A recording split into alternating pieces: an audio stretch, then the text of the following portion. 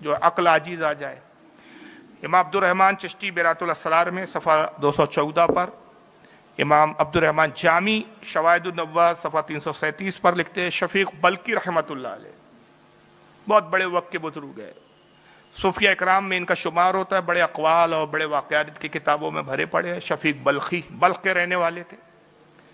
حج کے لیے نکلے، فرماتے کہ قافلے کے ساتھ میں قافلے کے ساتھ چل رہا تھا. مقام قادسیہ پر جب ہم پہنچے تو ایک جگہ ہم نے پڑاؤ ڈالا. یہ عراق سے قریب کا علاقہ ہے مقام قادسیہ.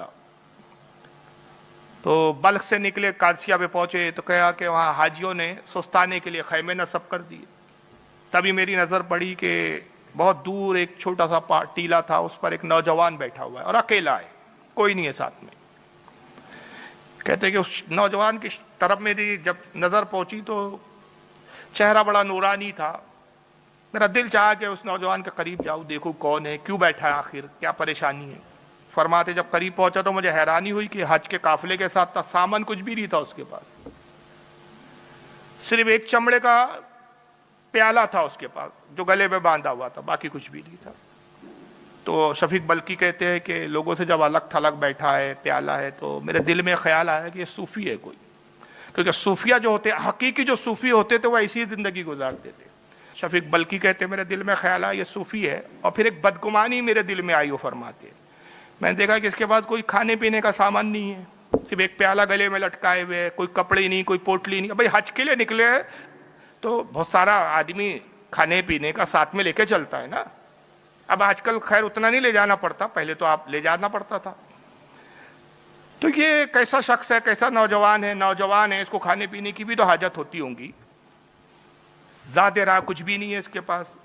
تو خیال آیا کہ یہ صوفی ہے شاید، اور یہ دوسروں پہ بوجھ بننا چاہتا ہے، مطلب دوسروں پہ بوجھ بن کے چل رہا ہے، بس کوئی کھلاؤ پلاؤ، اب اس کو یہی سب کرتے رہو.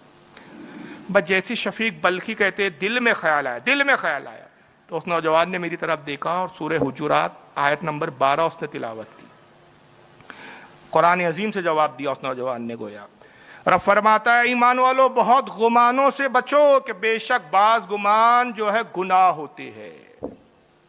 اللہ فرماتا ہے بدگمانی سے بچو کہ بہت سے بدگمانیاں کیا ہوتی ہے، گناہ ہوتی ہے. بس یہ کہا نوجوان اٹھا اور تیزی سے چلا گیا. جیسی شفیق بلخی کہتے ہیں میں نے سنا، میں حیران ہو گیا کہ میں نے ایک بدگمانی کا خیال کیا اور اس نے قرآن کی آیت سے جواب دیا. یقیناً یہ کوئی پہنچا ہوا بزرگ ہے، حقیقی صوفی معلوم ہوتا ہے. تو مجھے اس سے معافی مانگنا چاہیے. کہتے ہیں میں نے دیکھا تو نظروں سے اوجھل ہو گیا تھا. میں بڑا پریشان ہوا کہ میں نے معافی بھی نہیں مانگی اور حج کے لیے جا رہا ہوں اور بدگمانی یہ گناہ ساتھ میں لے جا رہا ہوں. اے کاش وہ نوجوان مل جائے تو میں اس سے معافی طلب کروں. کہتے پھر سفر بڑھتا رہا، قافلہ اٹھا، سفر ایک دوسری منزل پر پھر پڑاؤ ڈالا گیا. جب فرماتے جب دوسری منزل پہ پڑاؤ ڈالا تو اچانک میری نظر پڑی کہ پھر ان لوگوں سے الگ تھلگ وہ نوجوان نماز میں مشغول ہے. میں خوش ہو گیا، چلو نوجوان مل گیا، جا کے معافی مانگ لوں. معافی کے ارادے سے شفیق بلخی کہتے ہیں کہ میں اس کے قریب پہنچا تو میں دیکھا کہ اس کا بدن لرز رہا تھا، کانپ رہا تھا، تھر تھراہٹ اس کے بدن پہ تاری تھی، سجدے میں تھا اور رو رہا تھا. اگر میں کہوں کہ یہ بنڈل آپ کی لائف کو 6 مہینے میں ٹرانسفارم کر سکتا ہے تو کیا آپ مانو گے؟ میرے ہاتھ میں جو ہے یہ کوئی نارمل بک نہیں ہے. پڑی کہ پھر ان لوگوں سے الگ تھلگ وہ نوجوان نماز میں مشغول ہے. میں خوش ہو گیا، چلو نوجوان مل گیا، جا کے معافی مانگ لوں. معافی کے ارادے سے شفیق بلخی کہتے ہیں کہ میں اس کے قریب پہنچا تو میں دیکھا کہ اس کا بدن لرز رہا تھا، کانپ رہا تھا، تھر تھراہٹ اس کے بدن پہ تاری تھی، سجدے میں تھا اور رو رہا تھا. یعنی اندازہ لگائیے اتنے پاور، اتنی طاقتیں، مگر اللہ کی بارگاہ میں یہ کیفیتیں ہو جاتی ہیں. لرز رہا ہے بدن اور رو رہا ہے. شفیق بلخی کہتے ہیں میں انتظار کرتا رہا کہ سجدے سے سر اٹھائے تو میں اپنی معافی کے لیے عرض کروں.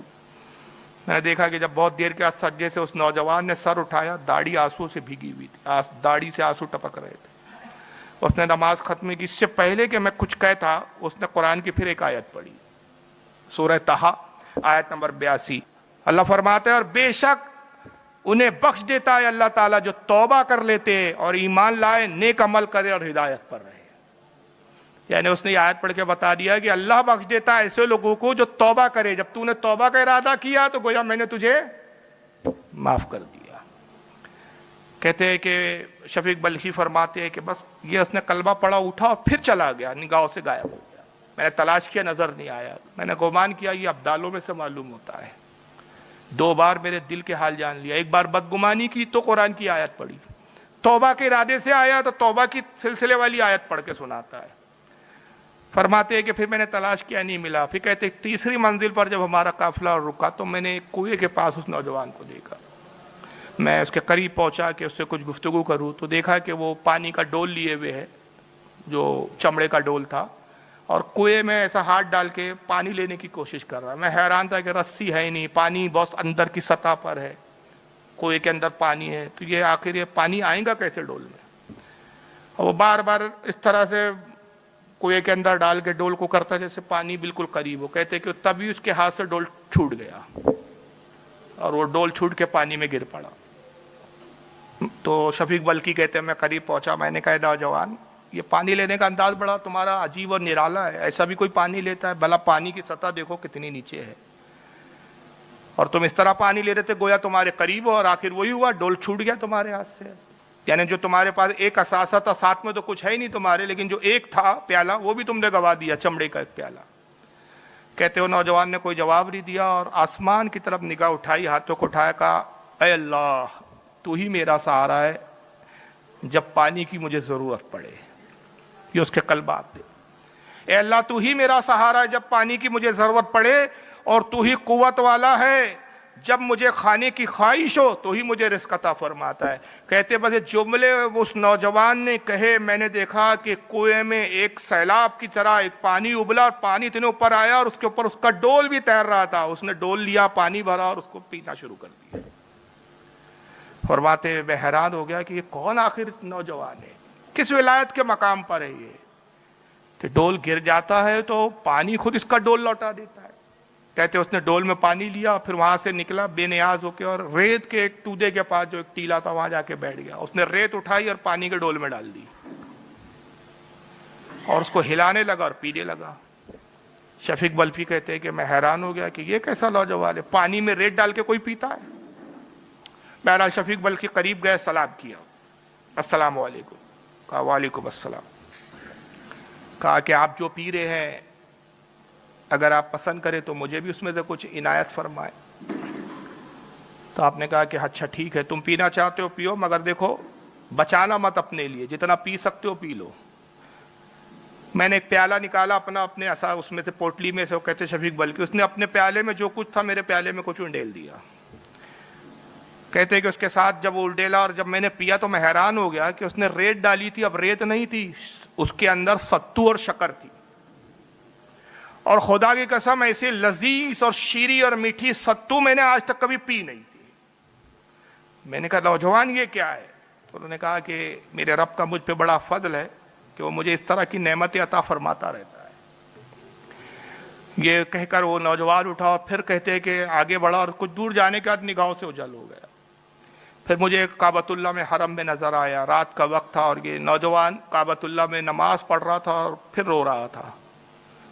یہ رات بھر روتا رہا, اور کہتے کہ میں بھی اس کے پاس قریب میں نماز پڑھتا رہا اور انتظار کرتا رہا کہ اس کی نماز ختم ہو تو میں اس سے کچھ کلام کروں.